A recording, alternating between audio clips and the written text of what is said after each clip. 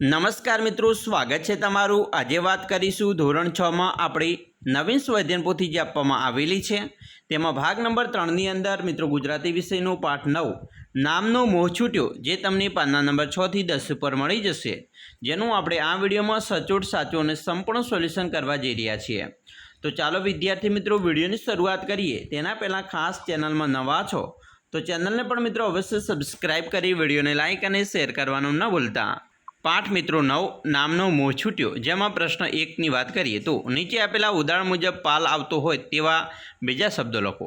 મિત્રો અહીંયા ઉદાહરણ આપેલું છે ધનપાલ, તો રથપાલ થાય। એવી રીતે ગોપાલ તો રાજ્યપાલ, ગ્રંથપાલ તો લોકપાલ, સત્યપાલ તો નાગપાલ, સુખપાલ તો નરપાલ। પ્રશ્ન મિત્રો 2 છે, એકમના આધારે શબ્દોનો અર્થ લખો। અહીંયા ફલાણો, ફલાણાનો મતલબ થાય અમુક, રૂપાળું એટલે સુંદર, ખાઈ પીને એટલે લગ્ની લાગવી, ઘસડાતો એટલે ખેંચાતો, ટાંટિયા એટલે પગ, પગરખા એટલે ખાસડા અને મેળ એટલે એકરૂપતા। પ્રશ્ન મિત્રો 3, પ્રશ્ન નંબર 2માં આપેલ શબ્દ અને તેના અર્થને આધારે એક એક વાક્ય બનાવો। મિત્રો અહીંયા આપેલું છે ફલાણો, ફલાણો મતલબ થાય છે ફલાણા ભાઈને ક્યાં નામે ઓલાવવા। બીજું છે રૂપાળો, સુધા ખૂબ જ રૂપાળી હતી।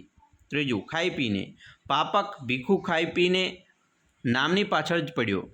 4 ઘસડાતો, રથપાલ ટાંટિયા ઘસડતા ચાલ્યા જાય। ટાંટિયા, રથપાલ નામવાળા ટાંટિયા ઘસડે। પગરખા, પગમાં જુઓ તો પગરખાઈ ન મળે। મેળ, નામ અને ગુણ બંનેનો મેળ હોય।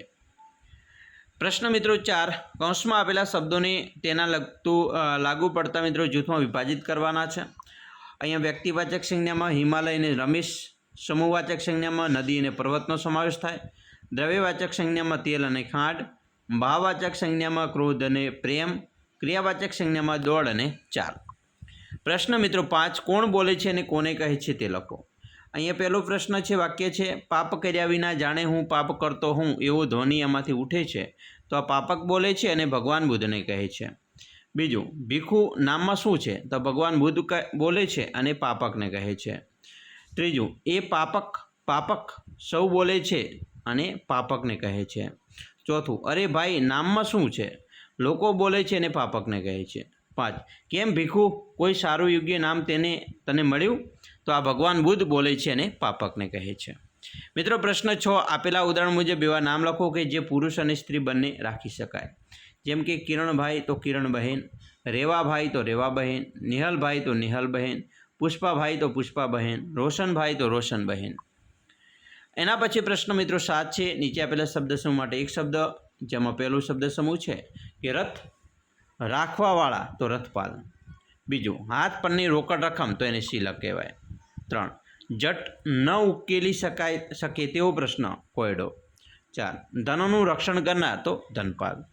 પ્રશ્ન મિત્રો 8, નીચેના ચિત્રનું વર્ણન કરો। અહીંયા ચિત્ર સરસ મજાનું મિત્રો એક આપેલું છે, બરાબર, એનું વર્ણન કરીએ તો આ ચિત્ર એક શાળાના મેદાનનું છે, જ્યાં બાળકો વિવિધ રમતો રમી રહ્યા છે।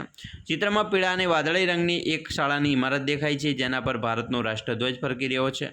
મેદાનમાં કેટલાક બાળકો ફૂટબોલ અને ક્રિકેટ રમી રહ્યા છે, જ્યારે કેટલાક બેસીને વાતો કરી રહ્યા છે।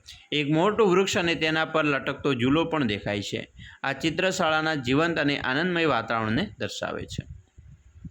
એના પછી મિત્રો પ્રશ્ન 9 છે, નીચેના વાક્યમાંથી સંજ્ઞા ઓળખાવો। અહીંયા મિત્રો વાક્ય આપેલું છે કે રવિએ બસ સ્ટેન્ડ પર મારી સાથે મુલાકાત લીધી, તો રવિ વ્યક્તિવાચક સંજ્ઞા, બસ સ્ટેન્ડ એ જાતિવાચક અને મુલાકાત તો ભાવવાચક સંજ્ઞા।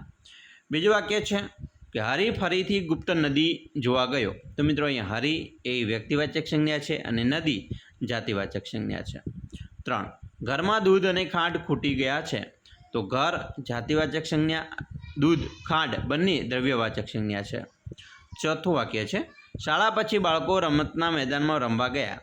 અહીંયા શાળા, બાળકો અને મેદાન ત્રણેય જાતિવાચક સંજ્ઞા થશે। 5, શિક્ષકનો પ્રેરણાદાયી સ્વભાવ અમને ગમ્યો, તો અહીંયા શિક્ષક જાતિવાચક સંજ્ઞા થાય અને સ્વભાવ એ ભાવવાચક સંજ્ઞા થશે। પ્રશ્ન મિત્રો 10ની વાત કરીએ તો નીચે આપેલા પ્રશ્નોના ઉત્તર લખો, જેની અંદર મિત્રો પહેલું છે કે પાપક પોતાના અનામથી કેમ ચિંતિત હતો, તો અહીંયા મિત્રો જવાબ જોઈએ કે પાપક પોતે પોતાનું નામ સાંભળે ત્યારે પાપ કર્યા વગર પાપ કર્યાની અનુભૂતિ થાય છે। આથી જ્યારે કોઈ તેનું નામ લે ત્યારે મનમાં મૂંઝાય અને ખીજાઈ જાય છે, માટે પોતાના નામથી ચિંતિત હતો। બીજું, પાપકે ભગવાન બુદ્ધ પાસે જવાનો નિર્ણય કેમ લીધો, મિત્રો જવાબ શું પાપક પાપક કહે છે? તે પાપકને ગમતું નથી. પાપ કર્યા વગર તે પાપ કરતો હોય તેવી ધ્વનિ તેમાંથી ઉઠે છે. માટે પાપક પોતાનું નામ બદલવા ગૌતમ બુદ્ધ પાસે જવાનો નિર્ણય કર્યો. ત્રીજું, પાપક રાજી રાજી થઈ ગયો, કારણ આપો. મિત્રો, કારણ કે ભગવાન બુદ્ધે જે કહ્યું કે સારું તો તું પોતે જ સારું નામ શોધીને આવજે, એ નામ તેને આપી દઈશું. પણ જો કોઈ એવું નામ મળે જેમાં નામ અને ગુણ બંનેનો મેળ હોય તો વળી વધારે સારું. આ સાંભળી પાપક તો રાજી રાજી થઈને ગયો. ચોથો પ્રશ્ન, પાપકને શા કારણે નામનો મોહ છૂટી ગયો? તો જવાબ છે કે પાપકને સારા ગુણસભર નામની શોધમાં ફરતા જોયું કે રથપાલ પાસે પગરખા નહોતા, ધનપાલ ભીખ માગતો ન હતો અને જીવક નામનો માણસ મૃત્યુ પામ્યો.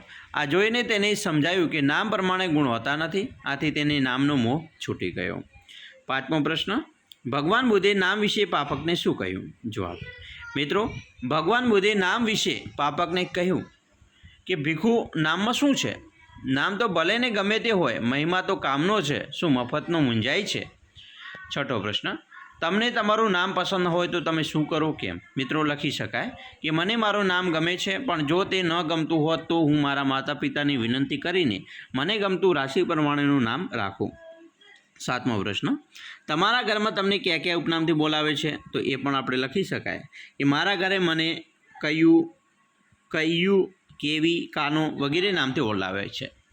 આઠમો પ્રશ્ન, તમારી શાળામાં એક સરખા નામવાળા વિદ્યાર્થીઓને કેવી રીતે ઓળખશો? તો જવાબ કે હું સરખા નામવાળા વિદ્યાર્થીઓને પૂરા નામ અટક સાથે ઓળખીશ. આ ઉપરાંત તેમણે ફાળવેલ રોલ નંબર ઉપરથી પણ ઓળખી શકાય. કેટલીક વાર તેમને પસંદ પ્રવૃત્તિઓ, શારીરિક લક્ષણો ઉપરથી પણ ઓળખી શકાય. તો વિદ્યાર્થી મિત્રો, આવી રીતે તમે પણ તમારા પાઠનું સ્વાધ્યાયન પોથીની અંદર સોલ્યુશન કરી શકો છો. અમે આશા રાખીએ છીએ તમને આપણો વિડીયો ખૂબ જ ઉપયોગી નીવડશે અને ખાસ વિડીયો ગમે હોય તો લાઇક, શેર અને સબસ્ક્રાઈબ કરવાનું પણ ન ભૂલતા.